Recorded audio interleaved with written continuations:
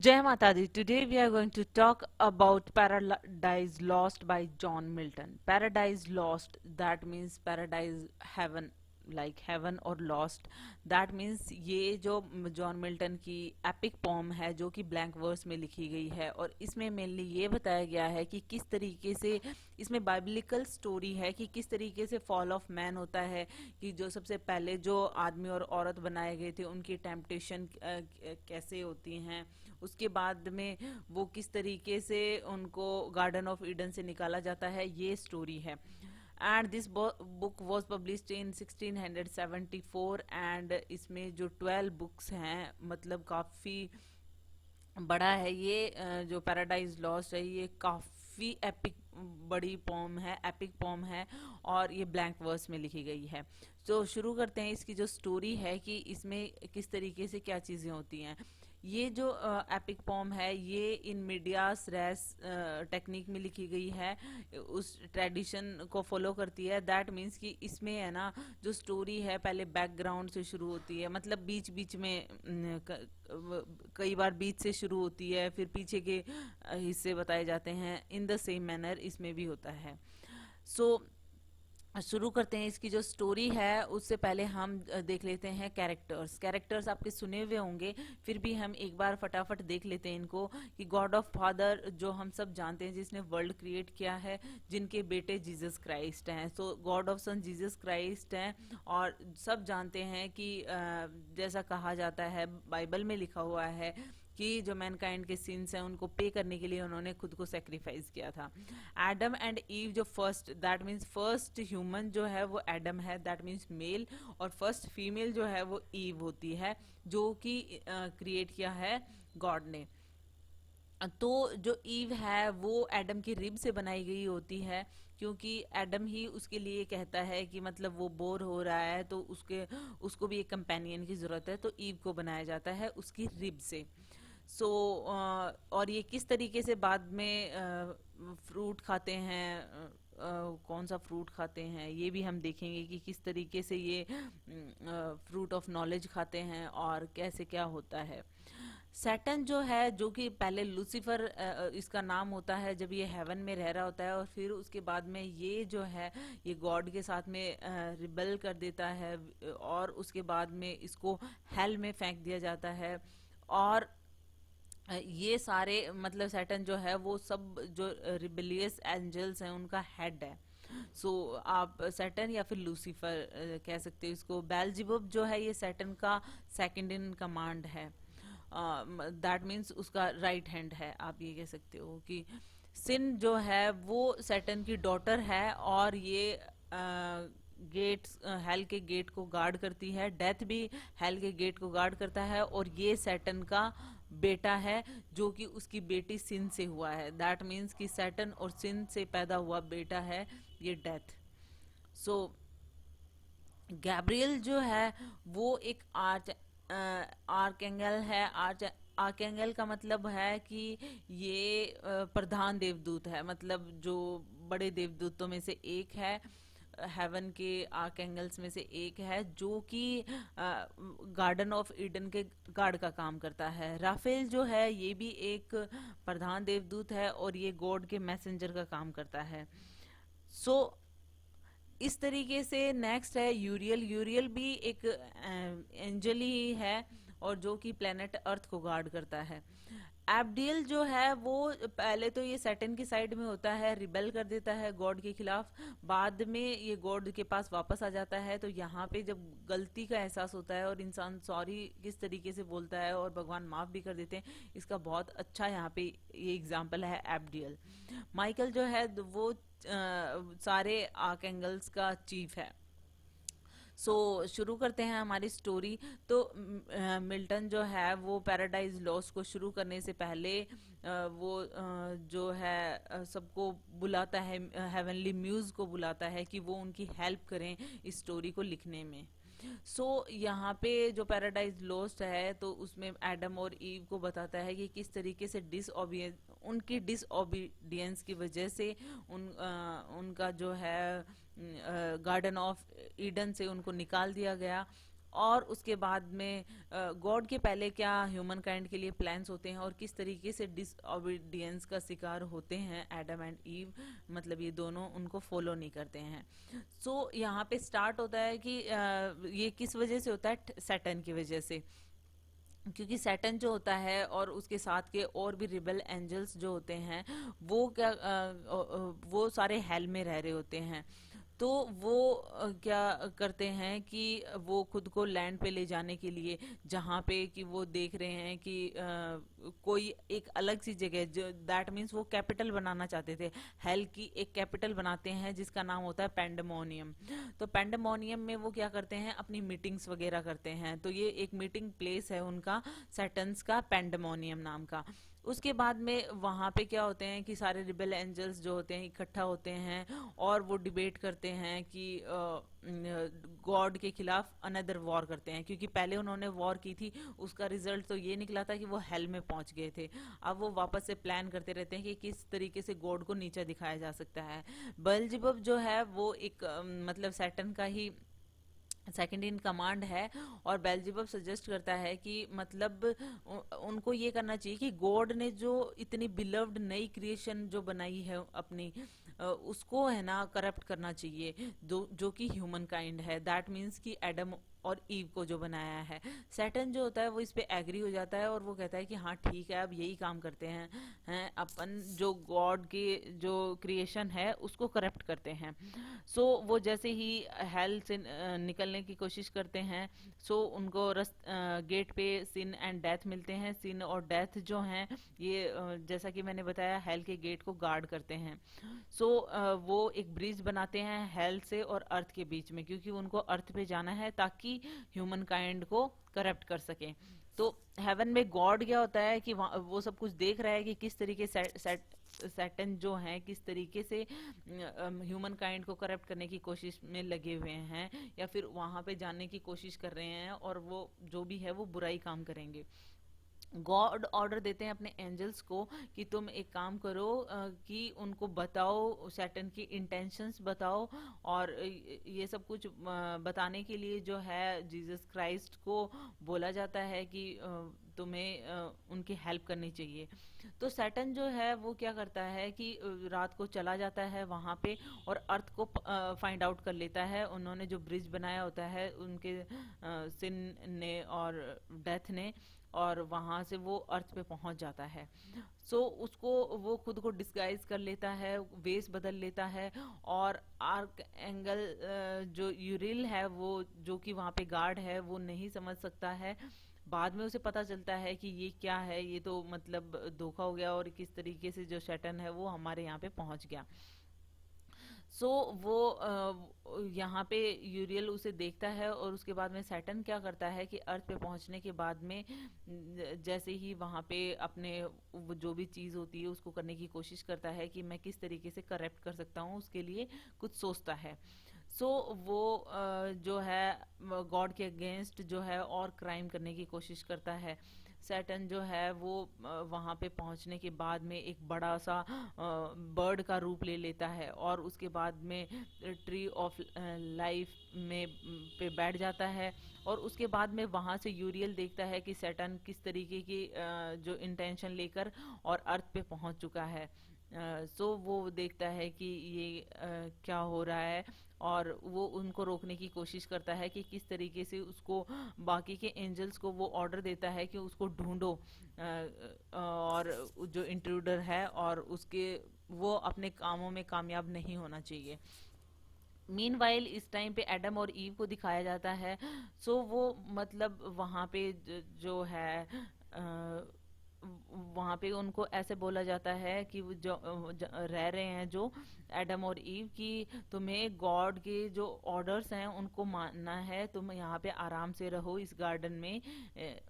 सो इस गार्डन में रहते हुए तुम्हें किसी भी चीज की प्रॉब्लम नहीं होगी, बस तुम्हें जो गॉड ने कहा है इस तरीके से ठीक से रहना है। सो वो बस ट्री ऑफ नॉलेज का फ्रूट नहीं खाना है। सो वो पूरे दिन का काम करते हैं और उसके बाद में जब वो रेस्ट के लिए आते हैं तो सैटर्न क्या करता है कि वहाँ पे एक मेंढक का रूप ले लेता है और ईव के कान में कुछ कहता है जब वो आराम करते हैं, सो रहे होते हैं। गैब्रियल जो है वो जो कि पैराडाइज में गार्ड का काम करता है, वो देखता है, वो सैटर्न को पता फाइंड आउट कर लेता है और उसको जाने के लिए कहता है। सैटर्न जो है उससे बैटल करना चाहता है लेकिन उसको लगता है कि मैं जीत नहीं सकूंगा, तो सैटल वहां से भाग जाता है। ईव जब उठती है एडम को बताती है कि उसने ड्रीम में क्या देखा और किस तरीके से एक एंजल जो है उसको फॉरबिडन जो ट्री का जो फ्रूट है वो खाने के लिए कह रहा था। अब जो है गॉड है वो काफी अपनी क्रिएशन के लिए, ह्यूमन काइंड के लिए काफी वरीड है, क्योंकि वो कैसे सैटर्न से उनको बचाए उनको समझ में नहीं आ रहा है। अब जो है वो गॉड जो है वो राफेल को भेजता है अर्थ पे कि एडम और ईव को बताओ कि जो डेंजर है वो तुम्हारे आसपास ही है और मतलब किस तरीके से तुम्हें सैटर्न को फेस करना है। तो राफेल जो है वो अर्थ पे आता है, एडम ईव के साथ में खाना खाता है और उसके बाद में राफेल जो है वो जो सैटर्न की जो स्टोरी है वो बताता है कि किस तरीके से जैसे ही जीसस क्राइस्ट ने that means God of father ने जीसस क्राइस्ट को अपॉइंट किया as God second in command, उस टाइम पे सैटर्न को काफी गुस्सा आया और ईर्ष्या के मारे उसने एंजल के खिलाफ जो युद्ध या रिबेल करने की कोशिश की और उन्होंने अपने अदर एंजल्स को भी अपने साइड में मिला लिया और इस तरीके से गॉड के अगेंस्ट वॉर के को प्लॉट करने लगा। एब्डियल जो है वो भी डिसाइड करता है कि बाकी के जो रिबेल एंजल्स होते हैं उनके साथ में ज्वाइन करने के लिए, लेकिन सैटर्न की आर्मी को ज्वाइन करने के बाद में उसको लगता है कि वो गलत कर रहा है, तो वो गॉड के पास वापस आ जाता है। और उसके बाद में एंजल्स जो हैं वो फाइट करने लग जाते हैं, जहाँ पे माइकल और गैब्रियल के साथ में, जो कि यहाँ की हेवन आर्मी के को लीडर्स होते हैं, माइकल और गैब्रियल। तो यहाँ पे बैटल जो होती है वो 2 दिन तक चलती है और गॉड जो है उसके बाद में अपने बेटे को भेजते हैं, दैट मीन्स जीसस क्राइस्ट को भेजते हैं वॉर को एंड करने के बाद में, जो कि वो क्या करते हैं उसके बाद में वो सैटर्न को हेल में डाल देते हैं। अब राफेल जो है वो एडम को बताता है कि सैटर्न जो है उसके कभी भी इरादे अच्छे नहीं होते हैं, वो काफी करप्ट पर्सन है। वो एडम को कहता है कि सैटर्न का ध्यान रखना और बाद में एडम पूछता है राफेल से कि उसे स्टोरी बताया जाए कि किस तरीके से क्रिएशन हुआ है। सो राफेल जो है वो एडम को बताता है कि गॉड ने अपने बेटे को, दैट मीन्स जीसस क्राइस्ट को भेजा था यूनिवर्स क्रिएट करने के लिए। उन्होंने क्रिएट किया है ये सब कुछ, अर्थ क्रिएट की, स्टार्स क्रिएट किए, अदर प्लैनेट्स क्रिएट किए। अब एडम को और ज्यादा मतलब क्यूरियोसिटी होने लग जाती है, वो राफेल से ये पूछता है कि स्टार्स के मूवमेंट और प्लैनेट के मूवमेंट किस तरीके से होते हैं। सो इस टाइम पे जब वो बातचीत चल रही होती है तो ईव वहां से चली जाती है ताकि राफेल और एडम अकेले में बात कर सकें। राफेल जो है वो कहता है एडम से कि भाई जो तुम्हें जानने की जरूरत है वो तुम्हें बता दिया जाएगा, बट जो तुम्हें नहीं करने के लिए बोला है वो तुम्हें कभी नहीं करना है। राफेल ये सब कुछ बोल के जो है कि एडम को ये सब कुछ बोल के सो वो वहां से चले जाते हैं। एडम जो कहता है कि गॉड ने उससे बात की, उसको बहुत सारी चीज़ों के बारे में बताया और ये भी मुझे पता है कि इसका ट्री ऑफ नॉलेज का फ्रूट नहीं खाना है। सो ये स्टोरी पूरी होने के बाद में जैसे ही जो राफेल है वो राफेल को ये सारी चीज़ें भी बताता है कि किस तरीके से ईव से वो अट्रैक्टेड है, लेकिन वो जो राफेल है वो उसे ये भी बताता है कि तुम ये सब सही है, बट तुम्हें जो लव होता है वो उसमें प्योरिटी और स्पिरिचुअलिटी बना के रखनी है। तो और ये सारी बातें हो जाती हैं उनके बीच में और फिर राफेल वहां से चला जाता है हेवन में वापस। अब 8 दिन बाद में क्या होता है कि जो कि बैनिशमेंट हो चुका है सैटर्न का, अब सैटर्न आता है पैराडाइज में और वो वहाँ पे जो है सारे, दैट मीन्स जहाँ पे ये गार्डन ऑफ ईडन में रह रहे हैं जो एडम और ईव, यहाँ पर आके सारे एनिमल्स को क्लोजली स्टडी करता है और वो देखता है कि सरपेंट सही है, दैट मीन्स सांप, स्नेक सही है, वो स्नेक का रूप ले लेता है और उसके बाद में वो इन बिटवीन ईव और एडम को बताते हैं कि ईव जो है वो एडम को सजेस्ट करती है कि उन्हें काम अलग अलग करना चाहिए, मतलब एक साथ काम करेंगे तो काम काफी टाइम में खत्म होगा, तो उन्होंने उन्हें उन दोनों को अलग अलग टाइम पे अलग अलग काम करने चाहिए ताकि ज्यादा काम हो सके और फिर वो आराम कर लेंगे। तो एडम तो पहले हेजिटेट होता है, उसके बाद में वो एक्सेप्ट कर लेता है कि ठीक है। सैटर्न जो है वो इसी इंतजार में होता है कि कब उसके आसपास में एडम ना हो, ईव अकेली मिले, और सैटर्न का सर्च जो है ये पूरा हो जाता है कि ईव अकेली होती है अब, क्योंकि एडम दूसरा काम करने के लिए दूसरी जगह पे लगा हुआ है। सो ईव को देखते ही वो काफी डिलाइटेड फील करता है, और उसके बाद में जैसे ही वो सांप का रूप लिए होता, सांप के अंदर घुसा होता है form in the form of serpent, so वो ईव से टॉक करता है, उसको कॉम्प्लीमेंट करता है कि कितनी ब्यूटीफुल हो तुम। सो वो देख के जो ईव है काफी वो अमेज्ड हो जाती है कि एक एनिमल कैसे बोल रहा है। सो उससे पूछती है कि तुमने बोलना कैसे सीखा। वो कहता है कि मतलब मैंने ट्री ऑफ नॉलेज से मैंने फ्रूट खाया और उसके बाद में मैं मेरे को ये एबिलिटी मिल गई है। सो ईव को भी वो कहता है कि एक्चुअल में गॉड जो है ना वो एडम और तुम दोनों को, एडम और ईव के लिए कहता है कि तुम दोनों को भी ये चाहता है कि तुम ये फ्रूट खा लो, लेकिन बस वो तुम्हारे करेज को टेस्ट कर रहा है कि तुम कितने टाइम में खाओ और ये सारी चीज कितना उनका कहना मानो। तो ये सारी फॉल्स स्टोरी उसे बताता है। उसके बाद में पहले तो वो हेजिटेट होती है, बाद में वो फ्रूट खा लेती है, that means tree of knowledge का वो फ्रूट खा लेती है। अ, फिर वो उसको व्याकुलता होती है, वो एडम के पास जाती है। एडम जो होता है वो उसके लिए माला बना रहा होता है फ्लावर्स की। जैसे ही वो ईव उसको एडम को देखती है, एडम सब कुछ समझ जाता है, एडम जो है वो काफी डर जाता है और उसके हाथ से वो माला गिर जाती है, और उसको पता चल जाता है कि ईव बता देती है कि उसने फॉरबिडन ट्री का जो है फ्रूट खा लिया है। सो अब एडम को पता होता है, क्योंकि राफेल ने उसको बताया था कि नहीं करना है वो काम जो तुम्हें किया गया है। सो वो पता होता है कि ये जो है अब जो इसने जो किया है इसकी सजा इसे मिलेगी, और यहाँ पे इसको यहाँ से निकाला जाएगा ईडन ऑफ गार्डन से। तो मतलब मैं इसे खो दूंगा। तो वो क्या करता है कि उसका साथ पाने के लिए एडम भी उस फ्रूट को खा लेता है। एडम जो अब ईव को देखता है और उसमें लस्ट आ जाती है, और अब इसी से मतलब फिर जो चीजें हैं वो आगे बढ़ती हैं, और गॉड को यहाँ पे मतलब जैसे ही ये सारी चीजें होती हैं गॉड को इमीडिएटली पता हो चल जाता है कि उन्होंने डिसओबीडियंस किया है, उनके बारे में सब कुछ पता चल जाता है। वो अपने एंजल को हेवन में कहते हैं कि एडम और ईव को इस बात के लिए पनिशमेंट मिलनी चाहिए, और लेकिन वो ये भी देखें कि जस्टिस के साथ में थोड़ी सी मर्सी भी दिखाएं उनके रिगार्डिंग। सो वो अपने बेटे को भेजते हैं जीसस क्राइस्ट को कि उनको पनिशमेंट देकर आओ। तो वो जो है सबसे पहले जो जीसस क्राइस्ट हैं वो उस सरपेंट को वो पनिशमेंट देते हैं कि भाई तुम्हारी बॉडी में सैटन घुसा था, तो तुम कभी भी अब कभी भी सीधे नहीं चल सकते, तो सांप हमेशा टेढ़ा ही चलता है, दैट मीन्स ऐसे जिगजैग होकर। और सेकंड नंबर पे वो एडम और ईव के पास में जाते हैं, तो वो ऐसे कहते हैं कि तुम सफर करोगे, हमेशा पेन में रहोगे, डेथ तुम्हें आएगी। तो और साथ में ईव को कहते हैं कि तुम और आगे आने वाली जो भी पीढ़ियां होंगी वो चाइल्ड बर्थ के टाइम पे पेन से सफर करेंगी, और तुम्हें अपने हस्बैंड्स का कहना मानना पड़ेगा। एडम को भी ये कहते हैं कि तुम हमेशा शिकार करोगे, और दैट मीन्स कि तुम अपनी फैमिली के लिए फूड का अरेंजमेंट करोगे जिंदगी भर अर्थ पे।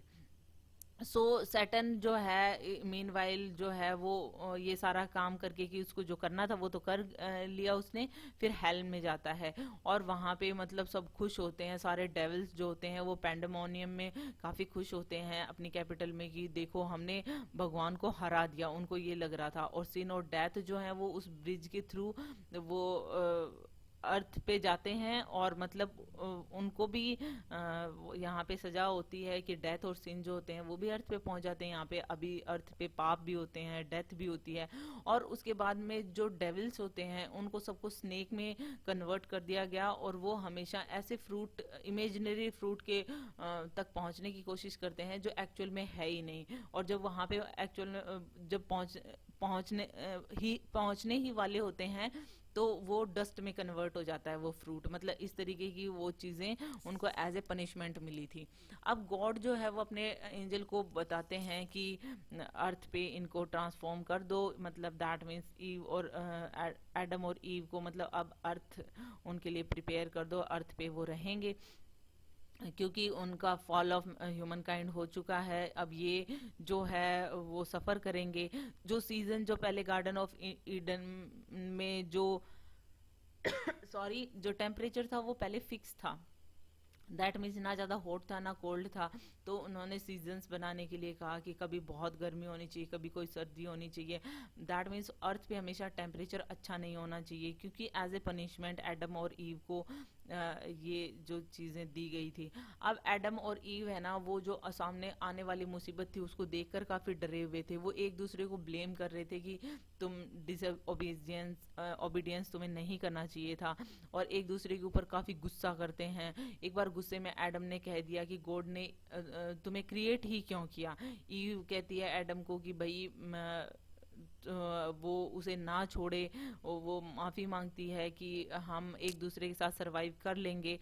वो कहती है कि हाँ, वो ब्लेम को भी एक्सेप्ट कर लेती है कि हाँ उसी ने गलती की है, उसने ही कहना नहीं माना, ना गॉड का माना ना एडम का माना। वो सुसाइड करने की भी कोशिश करती है, लेकिन एडम जो है वो उसको ये कहता है कि ठीक है कोई बात नहीं, हम अब अपनी लाइफ को आगे स्पेंड करेंगे साथ में। लेकिन उनकी जो पनिशमेंट थी वो उनको याद थी, और उनको ये भी पता था कि मतलब जो सैटन है उसने रिवेंज, उसने सोचा कि मुझे रिवेंज भी लेना चाहिए उन्हें। लेकिन अब सैटन से रिवेंज लेने का एक ही तरीका था कि वो गॉड से ओबीडियंट हो जाएं, मतलब गॉड का कहना मानेंगे तो सैटन जो है उसको उससे रिवेंज पूरा हो जाएगा, क्योंकि गॉड कभी ना कभी तो उन्हें माफ़ कर ही देंगे। और उन्होंने डिसाइड किया कि गॉड से हमेशा वो दोनों प्रे करेंगे और पश्चाताप करेंगे। अब गॉड जो है वो उनकी प्रेयर सुन लेता है और माइकल को अर्थ पे भेजता है। माइकल जब अर्थ पे आता है उनको कहता है कि मतलब माना वो सॉरी बोल रहे थे, लेकिन अब उनको पैराडाइज जो है गार्डन ऑफ ईडन है वो छोड़ना पड़ेगा, अर्थ पे जाना पड़ेगा। लेकिन वो जाने से पहले माइकल जो है ईव को नींद आ जाती है और एडम को एक हिल पे ले जाकर वो सब कुछ दिखाता है, ह्यूमन काइंड का फ्यूचर कैसा होगा उसका विजन दिखाता है। एडम देखता है कि जो उनके बच्चों के पाप किस तरीके से हैं, उनके बच्चों के इस तरीके से वो पीढ़ियां देखता है, डेथ देखता है। वो काफ़ी हॉरिफाई हो जाता है माइकल जब ये सब कुछ दिखाता है। माइकल से पूछता है एडम की कोई ऑल्टरनेट है क्या डेथ का। उन्होंने कहा कि मतलब जनरेशन बाय जनरेशन जो है लोग जो हैं पाप करेंगे, वो उनके पाप लगातार चलते रहेंगे, क्योंकि उनके लालच, उनका लस्ट, उनकी ईर्ष्या, उनका प्राइड, ये सब उनसे ये पाप करवाएगा। एक दूसरे को सेल्फिशली वो मारेंगे, खुद का आनंद ढूंढने के लिए वो दूसरों का नुकसान करेंगे। और उनको ये भी दिखाता है वो, और भी एनोक का विजन दिखाता है जिसको भगवान ने बचाया था जब उनको सब लोग मारने वाले थे, जो भी लोग थे, लेकिन उसको भगवान ने बचाया था। एडम ये भी देखता है कि नो की फैमिली, नो को देखता है, उसकी फैमिली देखता है, क्योंकि वो वर्च्यू उसके होते हैं, हमेशा वो वर्चुअस पर्सन होते हैं, इसलिए उनको फ्लड के टाइम पे उनको भी बचाया जाता है। और जब बाकी की ह्यूमन काइंड जो है वो खत्म हो रही थी, एडम जो है वो काफ़ी दुखी होता है डेथ, और लेकिन यहाँ पे ह्यूमन काइंड को देखकर वो खुश भी होता है, लेकिन साथ ही साथ में वो डेथ पे काफ़ी दुखी भी होता है। फिर उसको निम्रोद और टावर ऑफ बैबल दिखाए जाते हैं, और उसके बाद में जो भी लैंग्वेज है वो दिखाई जाती है। जैसे आज अर्थ के ऊपर किस तरीके से एक प्योर लैंग्वेज को तोड़ फोड़ के मैनी लैंग्वेजेस में कन्वर्ट कर दिया गया है। यहाँ पे वो सारी चीज़ें एडम जो है वो देखता है, किस तरीके से Triumph of Moses and Israelis का किस तरीके से जीत होती है वो देखता है, और किस तरीके से जीसस क्राइस्ट ने सेक्रीफाइस किया टू सेव ह्यूमन काइंड, वो सारी चीज़ें वो उसे दिखाई जाती हैं। ये सारा विजन देखने के बाद में एडम और ईव जो हैं अब उनको पैराडाइज छोड़ना पड़ेगा। दैट मीन्स उन्होंने जो फ्यूचर में होने वाला है वो सब कुछ माइकल ने उसे दिखा दिया एडम को, और अब उन दोनों को पैराडाइज छोड़ना पड़ेगा। ईव जो है वो जाग जाती है और एडम को कहती है कि उसे बहुत ही इंटरेस्टिंग और एजुकेटिंग ड्रीम आया है। और माइकल जो है एडम और ईव को स्लोली और वहाँ से मतलब जाने के लिए कहते हैं कि मतलब जाने के लिए कहते हैं। तो एडम और ईव जो हैं वो काफ़ी दुखी मन से पैराडाइज को छोड़ देते हैं, एक साथ हाथ में हाथ पकड़ के, और एक नए वर्ल्ड की तरफ चले जाते हैं। और नए नए वर्ल्ड में किस तरीके से सिन है, डेथ है, प्रॉब्लम्स हैं, और लेडीज के साथ में क्या प्रॉब्लम है, दैट मीन्स ईव को जो श्राप मिला था या एडम को जो मिला था। तो ये सारी चीज़ें आप सबको पता ही हैं। तो इस तरीके से जो ये स्टोरी है, बाइबलिकल स्टोरी, इसका एंड होता है कि किस तरीके से एडम और ईव को गार्डन ऑफ एडन से निकाल कर अर्थ पे लाया जाता है। और इस तरीके से इसका नाम जो है पैराडाइज लॉस्ट है, कि किस तरीके से एडम और ईव ने पैराडाइज को खो दिया। So it's all about it. Hope you like it. If you like it, please hit the thumbs up button. Please subscribe the channel. Put your views and suggestion in comment section. So thank you.